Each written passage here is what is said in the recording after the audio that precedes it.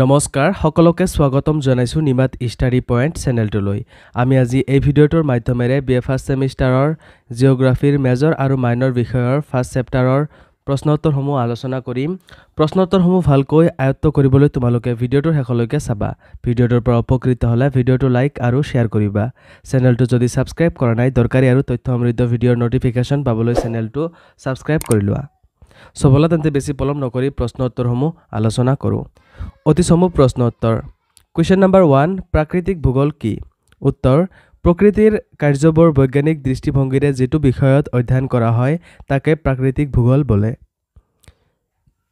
Question number 2 প্ৰাকৃতিক ভূগোলৰ এটা সংজ্ঞা দিয়া উত্তৰ টেইলৰ মতে ভূগোল বিজ্ঞান হল সহ সম্বন্ধযুক্ত বিজ্ঞান আনহাতে স্পাইমেনৰ মতে ভূগোল বিজ্ঞানে মানুহ ঠাই আৰু সম্পদৰ বিষয়ে অধ্যয়ন কৰে Question number 3 প্ৰাকৃতিক ভূগোল বিজ্ঞানৰ এটা স্বৰূপ বা প্ৰকৃতি লিখা উত্তৰ প্ৰাকৃতিক ভূগোল বিজ্ঞানে প্ৰাকৃতিকভাৱে ঘটা ঘটনাবোৰ আলোচনা কৰে Question number 4 প্ৰাকৃতিক ভূগোল বিজ্ঞানৰ প্ৰধান ভাগ কেইটা আৰু কি কি উত্তৰ চাৰিটা এইকেইটা হল স্থলাকৃতি ভূগোল বিজ্ঞান জলবায়ু ভূগোল বিজ্ঞান সমুদ্ৰ ভূগোল বিজ্ঞান আৰু জীৱ ভূগোল বিজ্ঞান Question number 5 পৃথিৱীৰ প্ৰাকৃতিক অঞ্চলসমূহ প্ৰধানকৈ কিহৰ ওপৰত ভিত্তি কৰি নামকৰণ কৰা হয় উত্তৰ পৃথিৱীৰ প্ৰাকৃতিক অঞ্চলসমূহ প্ৰধানকৈ জলবায়ু আৰু প্ৰাকৃতিক উদ্ভিদৰ বৈশিষ্ট্যৰ ওপৰত ভিত্তি কৰি নামকৰণ কৰা হয়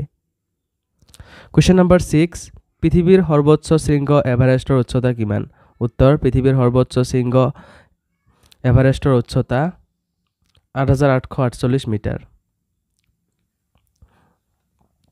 Question number 7 পৃথিৱীৰ উচ্চতম মালভূমিটোৰ নাম কি উত্তৰ পামিৰ মালভূমি Question number 8 পৃথিৱীৰ মুখজ কাক কোৱা হয় উত্তৰ পামিৰ মালভূমিক পৃথিৱীৰ মুখজ বলা হয় সমু প্ৰশ্ন উত্তৰ Question number 1 প্ৰাকৃতিক ভূগোল বুলিলে কি বুজা উত্তৰ মানৱ আৰু মানৱ সমাজক প্ৰভাৱিত কৰা পৰিৱেশৰ সকলো উপাদানক সুসংহত কৰি সেই সমূহৰ মাজত থকা গতিশীল আন্তঃসম্পৰ্কৰ বিষয়ে অধ্যয়ন কৰা বিষয়কে প্ৰাকৃতিক ভূগোল বলা হয় ভূগোল বিজ্ঞানৰ যি শাখাত এই প্ৰাকৃতিক অৱয়ৱবোৰৰ উৎপত্তি গঠন পৰিৱৰ্তন আদি তন্নতন্নকৈ অধ্যয়ন কৰে তাকেই প্ৰাকৃতিক ভূগোল বুলি কোৱা হয় সকলো প্ৰাকৃতিক বিজ্ঞানক প্ৰাকৃতিক ভূগোলে অধ্যয়নৰ বাবে অন্তৰ্ভুক্ত কৰিলে বুলিয়েই ই সকলো প্ৰাকৃতিক বিজ্ঞানৰ মূল একত্ৰীকৰণ নহয় Question number 2 প্ৰাকৃতিক ভূগোলৰ বিভিন্ন শাখাসমূহ কি কি উত্তৰ প্ৰাকৃতিক ভূগোলক অধ্যয়নৰ সুবিধাৰ্থে কিছুমান শাখাত বিভক্ত কৰা হৈছে প্ৰাকৃতিক ভূগোলৰ এনে মূল শাখাসমূহ হল ক ভূ আকৃতিতত্ত্ব খ সমুদ্ৰ বিজ্ঞান গ জলবায়ু বিজ্ঞান ঘ মৃত্তিকা ভূগোল ঙ জলবিজ্ঞান প্ৰথম ছ জীৱ বিজ্ঞান দ্বিতীয় ছ জল ভূআকৃতিক তত্ত্ব Question number 3 স্থলাকৃতি বুলিলে কি বুজা উত্তৰ ধৰাপৃষ্ঠৰ উপৰিভাগ সমান নহয় স্থলভাগৰ ওপৰত আমি দেখিবলৈ পোৱা পৰ্বত পাহাৰ মালভূমি সমভূমি নদ-নদীৰ লেখিয়াকৈ সাগৰ মহাসাগৰৰ তল দেশতো নানা আকাৰ আকৃতিৰ অৱয়ব আছে ধৰাপৃষ্ঠৰ এই অৱয়ববোৰক স্থলাকৃতি বুলি কোৱা হয় Question number 4 ভূ-আকৃতিক বিজ্ঞানৰ সংজ্ঞা দিয়া উত্তৰ ভূগোল বিজ্ঞানৰ যি শাখাই পৃথিৱীৰ উপৰিভাগৰ স্থলাকৃতি বোৰৰ উৎপত্তি ক্ৰমবিকাশ আকাৰ আকৃতি আৰু বিতৰণ সম্বন্ধে অধ্যয়ন কৰে সেই শাখাটোক বা বিভাগটোক ভূ-আকৃতিক বিজ্ঞান বলা হয় Question number 5 ভূ-আকৃতিক প্ৰক্ৰিয়াৰ অৰ্থ লিখা উত্তৰ যিবিলাক প্ৰক্ৰিয়াৰ প্ৰভাৱত ভূ-পৃষ্ঠত নানান ধৰণৰ স্থলাকৃতিৰ সৃষ্টি হয় এই স্থলাকৃতিসমূহৰ সৃষ্টি আৰু বিকাশৰ লগত জড়িত প্ৰক্ৰিয়াবোৰক ভূ-আকৃতিক প্ৰক্ৰিয়া বলা হয়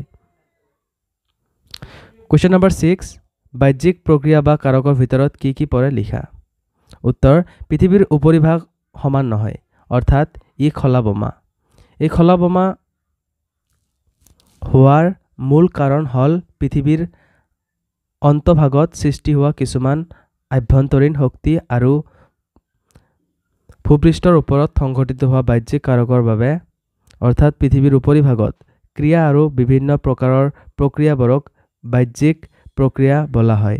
এই প্ৰক্ৰিয়াবোৰ বিভিন্ন ধৰণৰ হ'ব পাৰে, যেনে ক বতাহ, খ বৰষুণ, গ নদ-নদী, ঘ হিমবাহ, ঙ বোৱতী পানী, প্ৰতমচ সাগৰৰ ঢৌ। কুৱেশ্যন নম্বৰ 7, ভূ আকৃতি বিজ্ঞানত প্ৰধানকৈ কি বিষয়বস্তু আলোচনা কৰা হয় চমুকৈ লিখা। উত্তৰ, ধৰাপৃষ্ঠৰ সকলো ঠাই সমান নহয়। কোনো ঠাই পৰ্বত পাহাৰ, কোনো ঠাই মালভূমি বা আন কোনো ঠাই সমভূমি, কোনো ঠাই সাগৰ মহাসাগৰেৰে আৱৰি আছে। এই বিভিন্ন অৱয়ৱৰ উৎপত্তি বা ক্ৰম বিকাশও ভিন্ন ধৰণৰ। ভূ-আকৃতি বিজ্ঞানে পৃথিৱীৰ ওপৰৰ বিভিন্ন স্থলা অৱয়ৱবোৰৰ উৎপত্তি, ক্ৰম বিকাশ, এইবোৰৰ আকাৰ আকৃতি আৰু বিভিন্ন অৱয়ৱবোৰৰ বিতৰণ সম্বন্ধে বিতংভাৱে আলোচনা কৰে।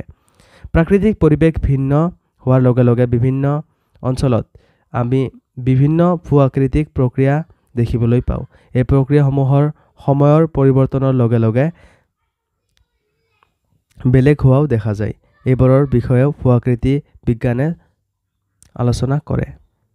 কুৱেশ্যন নম্বৰ 8, চমু টোকা লিখা। ক ভূ-আকৃতি তত্ত্ব। উত্তৰ, পৃথিৱীৰ স্থলমণ্ডলটোৰ ৰেহ-ৰূপ একেধৰণৰ নহয়। ই সাধাৰণতে ওখৰা মুখৰা। অসমতাৰ ওপৰত নিৰ্ভৰ কৰি স্থলভাগক প্ৰধানকৈ 3টা ভাগত ভগোৱা হৈছে। এই ভাগবোৰ হ'ল পাৰ্বত্য অঞ্চল, মালভূমি অঞ্চল আৰু সমভূমি অঞ্চল। পৰ্বত, মালভূমি আৰু সমভূমি অঞ্চলক অনেক প্ৰকাৰত ভাগ কৰা হৈছে। প্ৰাকৃতিক ভূগোল বিজ্ঞানৰ এই ভাগটোত স্থলাকৃতিবোৰৰ উৎপত্তি, বিকাশ আৰু ধ্বংস সম্পৰ্কে খৰচি মাৰি আলোচনা কৰা হয়। খ জলবায়ু বিজ্ঞান। উত্তৰ, প্ৰাকৃতিক ভূগোল বিজ্ঞানৰ এই ভাগটোত বতৰ আৰু জলবায়ুৰ বিষয়ে বিশদভাৱে আলোচনা কৰা হয়, অৰ্থাৎ বায়ুমণ্ডলৰ বিষয়ে খৰচি মাৰি অধ্যয়ন কৰা হয়। ইয়াত বায়ুৰ তাপ, চাপ, জলীয় ভাপৰ পৰিমাণ, বায়ুমণ্ডলৰ স্তৰসমূহ, বায়ুমণ্ডলৰ গঠন, বতাহৰ উৎপত্তি, বতাহৰ গতি, বৰষুণ, ধুমুহা, বতাহৰ প্ৰকাৰ আদিৰ বিষয়ে আলোচনা কৰা হয়।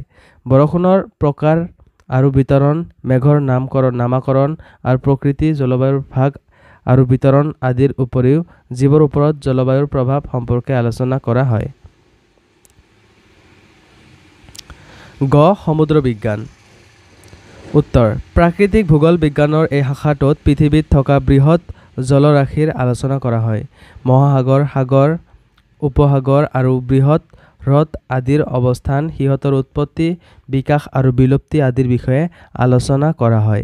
তাৰোপৰি মহাসাগৰীয় পানীৰ গুণাগুণ যেনে উত্তাপ, লৱণতা, ঘনত্ব, পানীৰ সোঁত আৰু এইবোৰৰ প্ৰভাৱৰ বিষয়ে অধ্যয়ন কৰা হয়। লগতে মহাসাগৰৰ তলিৰ স্থলাকৃতিৰ বিষয়েও জানিবলৈ চেষ্টা কৰা হয়। খ জীৱভূগোল বিজ্ঞান। উত্তৰ, জীৱবোৰ যিহেতু স্থল আৰু জল বায়ুমণ্ডলত থাকে, সেয়েহে জীৱমণ্ডলৰ অঞ্চলটো মাটি, পানী আৰু বায়ুক লৈ গঠিত এটা জটিল অঞ্চল। এই অঞ্চলটোক জীৱমণ্ডল বুলি জনা যায়। জীৱবোৰে সদায় প্ৰাকৃতিক পৰিৱেশৰ লগত খাপ খাই থাকে। জীৱভূগোল বিজ্ঞানৰ আলোচ্য বিষয়বোৰ হ'ল জীৱবোৰৰ ক্ৰমবিকাশ, প্ৰকাৰ, বিস্তৃতি আৰু পৰিৱেশৰ লগত সিহঁতৰ অনুকূল পদ্ধতি আদি। তাৰোপৰি মানুহৰ লগত জীৱকুলৰ সম্পৰ্ক আৰু সিহঁতৰ উপকাৰিতা সম্পৰ্কে বহলাই আলোচনা কৰা হয়। মৰমৰ ছাত্ৰ ছাত্ৰীসকল, আজিৰ এই ভিডিঅ'টোত এইখিনিয়ে।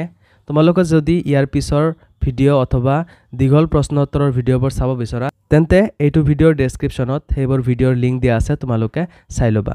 চ' আশা কৰোঁ এই ভিডিঅ'টো তোমালোকক সহায় কৰিছে। যদি ভিডিঅ'টো ভাল লাগিছে তেন্তে এই ভিডিঅ'টোত এটা লাইক আৰু তোমাৰ বন্ধুবৰ্গ অথবা তোমালোকৰ হোৱাটছআপ গ্ৰুপত শ্বেয়াৰ কৰি দিবা। চেনেলটো যদি এতিয়ালৈকে ছাবস্ক্ৰাইব কৰা নাই তেন্তে প্লিজ চেনেলটো ছাবস্ক্ৰাইব কৰি দিবা। ধন্যবাদ।